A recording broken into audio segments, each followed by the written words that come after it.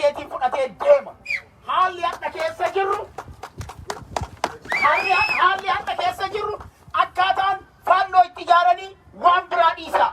Amma dura guyyaa Abiyyi aangotti bahu baangaa kontiraataa konkolaataa hedduu kontiroobaandiidhaan biyya alaatii galee qabne jedhan. Kaleessaaf dheengadda baangaan sun bakka inni dhaqe agartaniimi. Warra eenyutti qabatee baangaa kontiroobaandiin alaa galee sana deemaatii jira. Faannoodhaami baangaan sun eenyuun ittiin qaluudhaaf biyya sanatti galchan Oromoodhaami. Kanaaf Oromoo ati yoo namni diinni si qaluudhaaf si qophaa'u yeroo ati callisteetuma mencaa ati harkaa qabdutti heera mootummaati. Mencaa qabaachuun mencaa oorruu jalaa harama ittiin kaasan qabaachuun yakka yoo sitti ta'u mootummaan biyya sanaa mootummaa kan kee akka hin taane kanaa ol ragaa biraa sitti himuun hin barbaachisu. Gojamin yoo barbaadan rooba roobsisnee jedhan. Ummata Oromoo ammoo beelaan fixan qeerroo Oromoo daa'imman amata 14 umrii isaa kan hin qabne itti dabalanii daangatti akka ergan warroonni Tigraay waan waraabaniitiin isaan facaasan agartanii jirtan. Kuni haqa keenya dhugaa keenya osoo qabnu mana gallee ukkaamamnee Oromoo irraa wanti takka osoo hin fooyya'aniif nuti mana gallee taa'uun rabbillee nu dhiisu seenaan illee nu dhiisu sammuun keenyallee itti nu gaafata. Kanaaf Oromoo Mineessotaa waan biraa isiniin hin jedhu. Warri hadhaas dhuftan yoo mana galtan hiriyaa keessan iddoo kanaa dhabdan maal ni duuteehi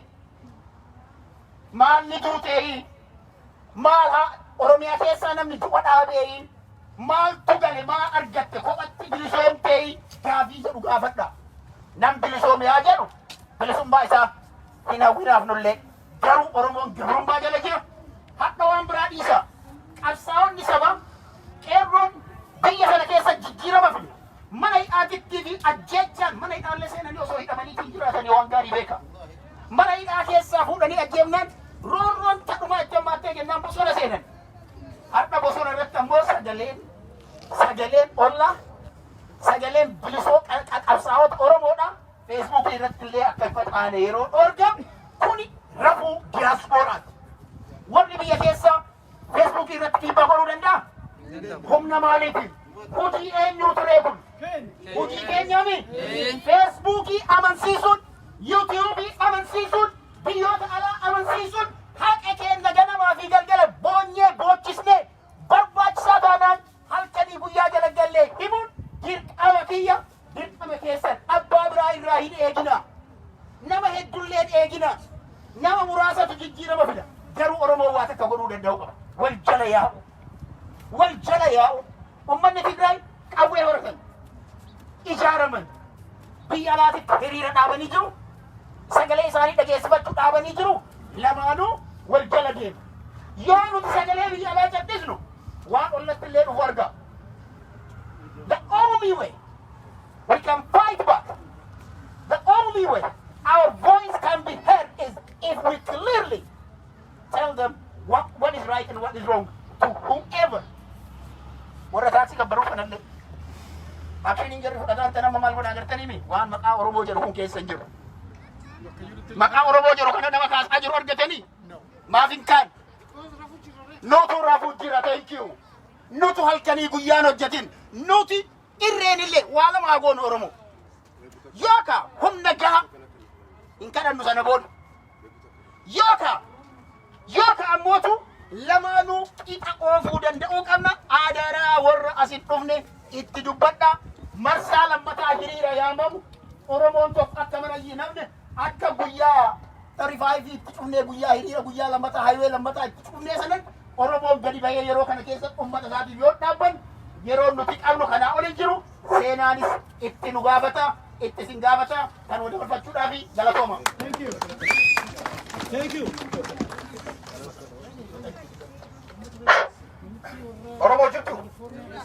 Oromoo jirtu yaaboo dhugaadha. Oromoo waan seenaa walitti himnu hin qabnu. Dhugaadha ilmaan Oromoo kanneen daayispooraadhaa hiriira bahuun barbaachisaadha. Nama hiriirri nuu ga'e jiru dura ni dhaabbanna akka jirutti. Hiriirri waan bu'aa hiriirri fidees arginee jirra. Garuu tanarratti waliin dhaamsa dhaamuu barbaadu. Gootawwan keenya kan gaara jiruu fi kan biyya keessa jiran. Gootawwan keenya warri gaara keessa jiran ilmaan Oromoo naannoo jiranitti itti dhufanii akka hawaasaatti wali qabanii isin saba biraan tuqinaa nuti isiniif qabsooyne ja'anii qeyroo fi qarree itti himanii qeyroon osoo jala iyyaane biraa deemuun sablina. Ilmaan Oromoo 90 takka adda bilisummaa Oromoo barbaanneetti itti dhayne nuti. Dhugaata yoo taate yeroo arraan tanaa osoo ilmaan Oromoo dhumaa jiranu adda bilisummaa Oromoo yookaan waraanni Oromoodha ilmaan Oromoo ni lammeessine jedhee yeroo fudhachuu qabu. Kanaafuu Oromoo wanniin dhaamsa sinii dhaamu hiriiran baanuu jettanii hawaasa Oromoodhaa kan Mineessotaa keessa jirtan hawaasa Oromoo kanneen biyya alaa jirtan hundi keessanuu daasporaan hiriira ba'uun barbaachisaadha. Yeroo dabrees ammaas taanaan haga Oromiyaan bilisoomtu haga mootummaan nama nyaataan mootummaan Abiyyi Ahmed Prime Minister Ethiopia kan jiru beekin haga aangoo tanarraa ka'u hiriira ba'uun barbaachisaadha. Akkuma warra kaleessa diina keenya kanarra diina keenya dha'uu irratti bira keenya wanni isaan jaan daggala keessa naannoo Tigraay waan isaan jaallaaltanii gartan ilmaan Tigraay kan biyya alaa jirtan kan daasporaadhaa maqaa isin goona akka isin ol garattanii dhaabbattanii qomateessan dhaabbattanii deemtan isin goona jaaniiti hooggantoonni isaanii dhaabbatanii dhaamsa dabarsaa jiran. Nutis waraana keenya gootawwan keenya cinaa dhaabbannee akka isaan wareegama kaffalanii akka qoma dhaabannee biyya alaa tana keessatti ummata nu dhageenya kana dhaabbannee kadhachaa oolurra akka qoma teenya dhaabannee orbaanee dubbannu isaan cinaa dhaabbannee isaan haa gargaaruun isin jaa ilmaan Oromoo. Ni sobe ilmaan Oromoo. Ni sobe akka Hacaaluu hundee isaa baanu ni sobe. Karaa kana malee hin jirre. Gootni keenya Jawaar Mohaammed eenyuuf jecha sitti siina isaa kaa'ee ilma isaa dhiisee Oromiyaa gale. Oromoof jechaami. Ni wallaale inni akka keenya kana bareedee akka keenya kana jiru gaarii jiraachuu ni wallaale. Arra mana hidhaa keessa jira. Eenyu kan mana hidhaa keessa jiru? Jawaar Mohaammed Hibar kan ilmaan Oromoodhaa kutaa kudha takka kan dhaabni Oromoo kaan immoo qabsaa'onni Oromoodhaa amat 45 mataa walitti hin qabin halkanii guyyaa hirriba dhabee ilmaan Oromoo mataa walitti qabe. Long life Jawaar Mohaammed. Long life for Jawaar Mohaammed. Long life for Jawaar Mohaammed. Long life for Jawaar Mohaammed. Jawaar Mohaammed haa jiraatu. Mohaammed haa jiraatu. Baqqala Garbaa haa jiraatu. Baqqala Garbaa haa jiraatu. Hamzaa Booranaa haa jiraatu. Hamzaa Booranaa haa jiraatu. Koloneel Gammachuu Ayyaanaa haa jiraatu. Koloneel Gammachuu Ayyaanaa haa jiraatu. Gootawwan keenya kan mana hidhaa jiran haa jiraatani. Gootawwan keenya mana hidhaa jiran haa jiraatu. Haa jiraatani jaa. Mana hidhaa keessaa qabsoo nu godhu jiran. Mana hidhaa keessaa qabsoo nu godhu jiran. Mana hidhaa keessaa nama isaan gaafatu dhufanii qabsaawa haga dandeessanitti isin cinaa jirraa jedhaniin luk laali gootawwan keenya kan biyya alaa kana keessa jirtan hayyoonni mataa waliin nu qabuu dadhabdanii hayyoonni keenya hidhamnaan hiyyummaadhaan akkana taane jechu dhaloonni ramadaa bahuu qaba abbahuu qaba mataa waliin qabachuu qabna. Hawaasni Oromoodhaa hayyoota isaatiif hiyyoome malee qabeenya kannuun hin dadhabamne. Kanaafuu ilmaan Oromoo hiriira bahuu irratti hamileen cabsina. Warra hiriira bahuun maariyyoo minxaarroo isin jiru hin dhagayina. Waan dhageeffattaniif galatooma. Oromiyaan ni bilisoomti. Abiyyi Ahmed very soon ni deema. Hamileen cabsina. Ni deema miti ni deema. Abiyyi Ahmed ni deema. Waan nuti as deema. Waan nuti as deema. Abiyyi Ahmed ni deema. Humnaan deema. Nu achittis nuunis ni deema ni deema. So wanni jechuu qabnu gaamma maal? Qophaa'uun barbaachisaadha jechuudha. Mataa walii qabanne. Kanaafuu irraa bu'ee waan dhageeffattaniif galatooma. Oromiyaan ni bilisoomti. Hidhamtoonni keenya ni bahan. Oromiyaan ni bilisoomti. Hidhamtoonni keenya ni bahan. Jiraadha. Waan takka qofarra isinii dabala. Waraqaa gadiyoo kana warri Ameerikaa kun murteesse dhageettaniimi. Namni waan san hin dhagahin jira. 445 hin dhageeyye jira. Maal jedhan achi keessatti warra Tigraay maal jedhan? Ollaa wajjin hariiroo qabdan maal jedhan? Adda addaabaa jedhaniimi. Ollatu uummata hedduu qaba moo PDF? So nuti maqumaare. Nuti maqumaare.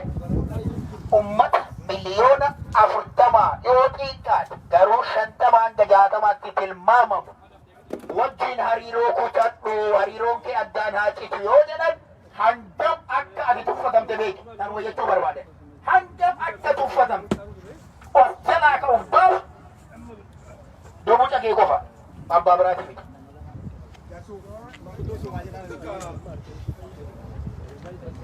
السلام عليكم ورحمة الله وبركاته. وعليكم السلام. بقى نقا ولدي ديجني ويا دراتي أملي نمني نمد إن شاء الله. نرفني نوترفه بيجلي راسلي نرفني جالا. أنا مو قرتي واحد دبتو في متي ونين دبتو أمني خينيا كقرتي بيا على جرتان قرتي دبتني جرتني سنود.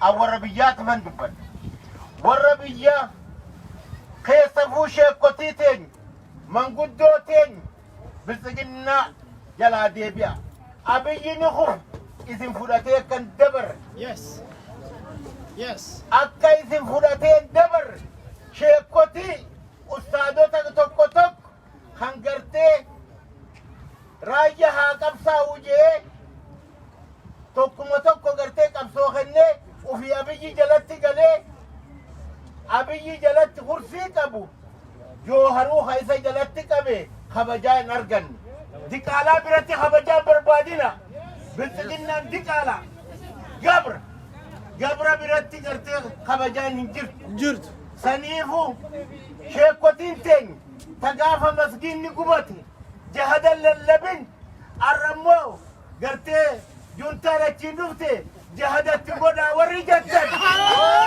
جهد وري تقولا جدا جهد كيسني تقولا بكذا نما سلا جدا وري أنا مسجد خيسا جهد جندت تقولا جدا إلى تخي أورموته إلى تهان أورموته بيخا وري ملي قرتي رايا بابا رايا انتسابيا جتنين تججن رايا انتسابيا قرتي تناندورا خلاني دبني قرتي نما ميتاتم دبرتي تيني ورا قديدي رايا تسبيا مدينا بنا جتن بكنا بتربي سنجلا خط ورنو بلي ثم درا رابته ilman keenya dhiiga ilman keenyatiin gartee warri oriu isin waa takkallee I'm gonna stop it.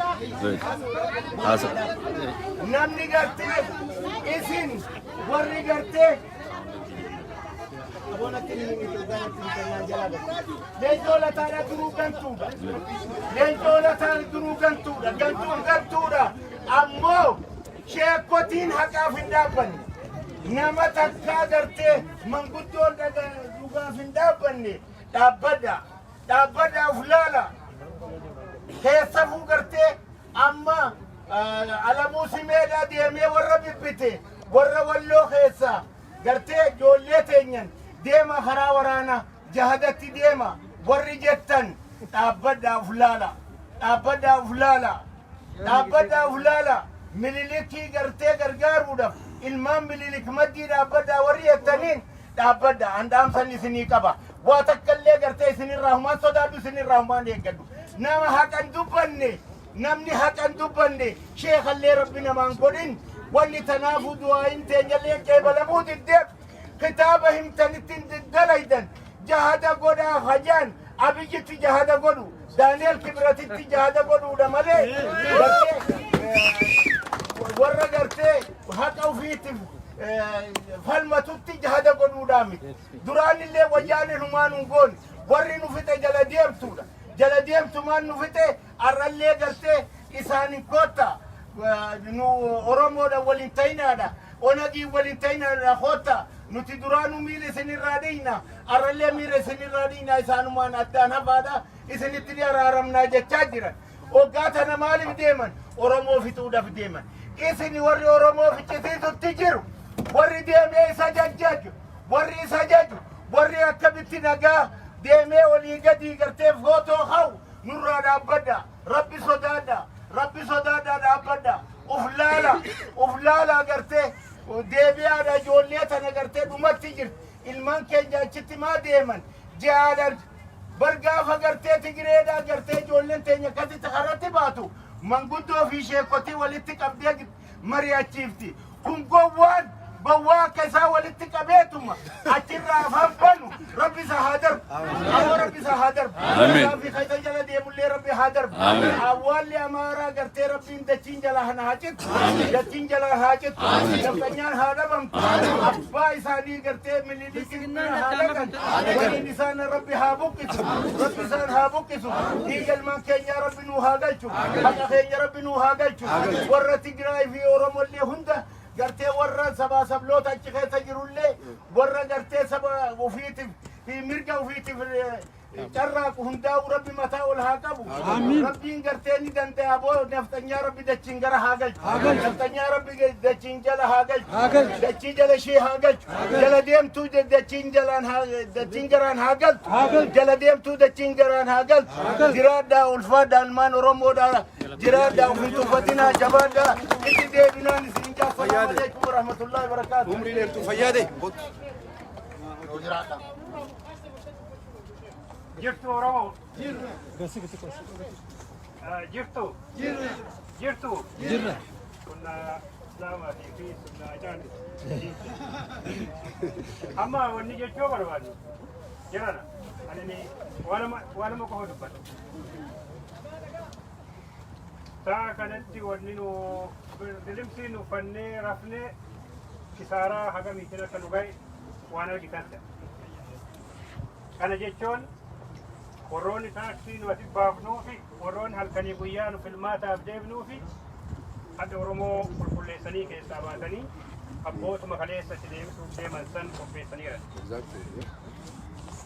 Kana keessatti wanni isin laaluu qabdan Oromoo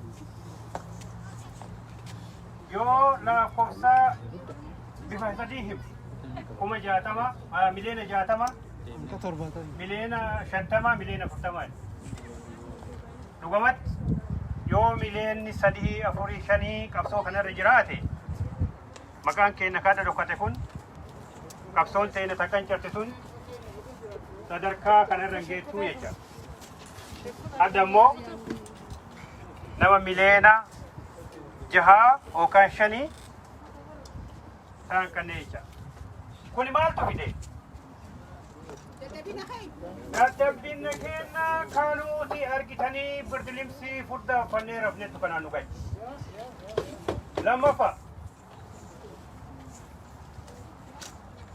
naannaa wal qoodu firummaan walitti firoomu akkootuma kaleessa namoota argitanii as keessa jaanjee uummata Oromoo addaan qoode saniin gallee rafuu kennattuyyuu sadarkaa kanaan nu gahe jecha. Qabxii lammaffaa kan dubbatu ummanni Tigraay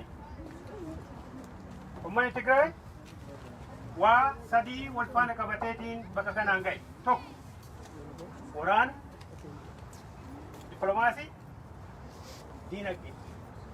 Wanni waan kanaan gahe ummanni Tigraay waan kana qofacha. Akka ji'oogiraafiitti illee ummanni kun nama bakka biraatti argamu. Adda siyaasaan guddoon bakka irra dalagamtu dachii Oromiyaa Finfinnee irratti jechuudha. Dhaloonni achi beekaan achiitiif namni haqatti qabu awwaalamee sadarkaa kana keessa kufu. Kanoo isiniin jedhu maali? Bakka jirru deebinee woboo bira dhaabachuu murteessa. Kanoo jedhu maali? Warroonni as keessatti argitanii fajjaajee birdilimsii uffatee haga dhaarafe jira. Yoo itti himan woboon bee bakka saniin lola godhee agana toowwannaa godhee wadan woboon kamii kama footoo irra ka'ee warra jedhutu jira jecha. Gaafa feesbuuk irra arge hoo eessaan quuxxeertii warra hidhee gaafatutu jira jecha. Kanaaf wanneen nu jennu yoo jiraate bilisummaa barbaaddanii Oromoo. Bilisummaa barbaaddanii wanni nu baasu takkattiin qawwee warri nuun dubbiseen dubbisuu barbaachisa. Woboo bira dhaabadhaa. Woboof laalaa kana hoo jedhu. Woboo amma akkasitti ilaaltan maali? Woboon ka adda bilisummaa Oromooti. Woboon ka Kafaa'ooti. Woboon ka Oromooti. Walumaa galatti. Woboon kootii miti jecha. Kanaaf bakka jirtan mara taantii teessan woboo guduunfaa isiniin jedha galatooma yoo dhabdan 15 nama 20 taati islaambarii tokko bitaa fi ijoolleen ofirraa deebitti galatoomaa isiniin jedha. Oromoo jirtu? Oromoo jirtu? Aga jiraattanii boris inuma jiraattu inuma jiraanna. Waa xinnoo jechuun barbaada irratti haasa'ameera baay'een dubbatameera garuu just waan natti dhaga'amu xinnoo haasa'uutiin qabxii baay'ee miti qabxii lama tokko dubbadhee ni dhalli namaa sammuu isaaf jira. Sammuu isaaf jira. Isaan maatii isaaf jira. Nuti akka Oromootti har'a iddoo kamitti akka namni nu ilaalee nurratti hojjetamaa jiru namni hundi kun ni beeka. Even aktiivistoonni warra diina keenyaa kuni Oromoo isa dhalatee jiru ta'uu hin ta'in isa si'achi dhalatu akkamitti akka balleessu nurratti hojjechuu qabna dhanii nurratti malee nama si'achi dhalatu. Akkamitti dhalli namaa nama si'achi dhalatu balleessinaa irratti hojjetu akkamitti qindaa'u. Garuu Oromoo biyya keessa jirru haa ta'u biyya alaa jirru kanaatiif kun sirriitti nu hubatameera waan nuti adeemaa jiru. Jarri kaleessa wajjin jiraachaa turre har'a akkas yeroo nuun jedhan isa sichi dhalatu abbaan isaanii haati isaanii itti manii guddisu waan ta'eetiif sana baduu qabaa irratti dubbataa jiru. Kanaatiif Oromoon nu galeera dhimmi kun. Nu galeera waan nuti adeemaa jiru. Tokko kan lammaffaa akka Oromootti nuti jiraachaa jirru har'a. Ormi kan Oromoo hin taane inni qaama mootummaa ta'es inni mootummaa mormus yeroo kanatti waliin dhaabatee diina isaa maal gochaa akka jiru maal hojjetaa akka jiru. Oromoon garuu isa mootummaa keessa jiru yoo dhiisa unumtiyyuu hammam wal qabannee dhimma nu balleessuuf kan ofirraa ittisuutiif hammam hojjechaa jiru. Dubbiin akka kaleessaa miti akka dheengaddaas miti. Inni har'aaf boritti adeemu baay'ee hamaadha. Isin caalaa beekan isinitti dubbadha. Haalli isaa yeroo waraanamu garuu baay'ee ulfaata. Isa kanarratti walitti taa'e obboleessi obboleettiin warri nu hubannee jiraatu